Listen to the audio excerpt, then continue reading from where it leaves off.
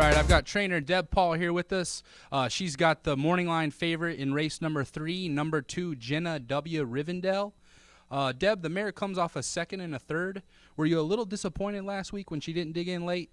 Not really. I kind of watched the replay a few times, and what I noticed is right coming down the stretch, as soon as she caught glimpse of the horse coming up next to her, she started to dig in a little bit.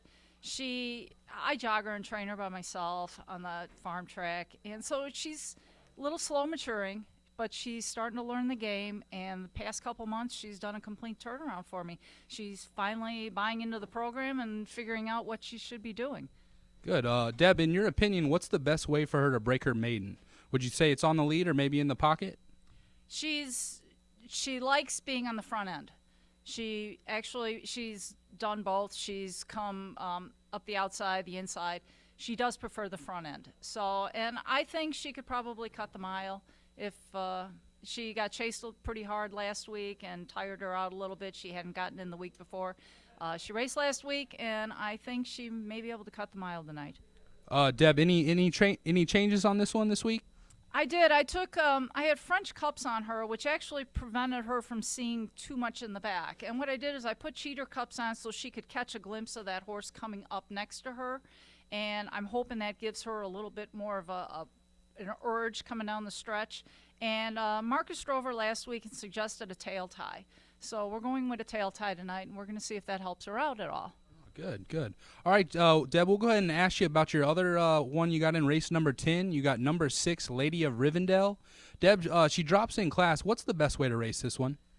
Lady's pretty special that way. She's very versatile. She can leave off the gate. She can come from behind. She can come first over. She comes up the inside, the outside. You can do pretty much anything with this mare. So it's all going to be how the race plays out, but Sam's on her tonight, and he's driven her before. He knows what she's capable of, and I have confidence in him that he'll do the best he can with her. Deb, she's one of the last Broadway Express mares going. Any plans to breed her after a racing career? Definitely. All Broadway Express mares turn out to be great brood mares. Last year, she was the only Broadway Express mare racing, and this year, so far, she's the only Broadway Express foal that is on the racetrack.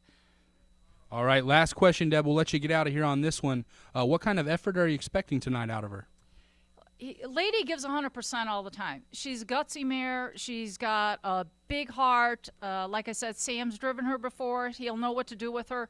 I just send her out there as best I can get her fit, and she always gives me 100%.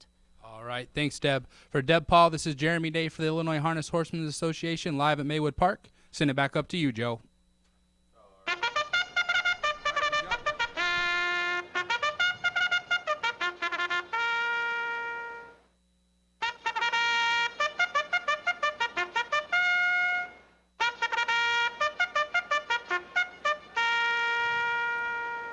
They're out and rolling here for the second race. Fillies and Mares, number 1, Stone of Magic, owned by John Carver. Trained by Donnelly Osmond, John Roberts.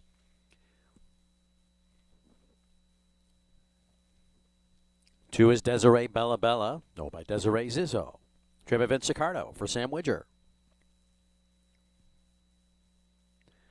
3, Peace Love Pace, owned by Wilson Racing. Kylie Gilman and R.A. Schilling. Tim Wilson Jr. trains. John DeLong in the bike. 4 is Regan's Conquest, owned by Jim Ballinger, trained by Terry Leonard. Casey Leonard drives. 5, Carolina Yankee, owned by the trainer George Gisellis, Ryan Anderson. 6, Janet's Katie, owned by Harry Miller, trained by Albert Schultz, Dean McGee. 7, Terror Ball, owned by J.R. Freyer, Brian and Wolf, and Kevin Nosner. James Horvath Jr. trains. Kyle Husted. And number 8, Another Bourbon.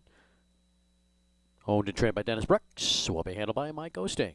Exacta Trifecta, Superfecta Wagering.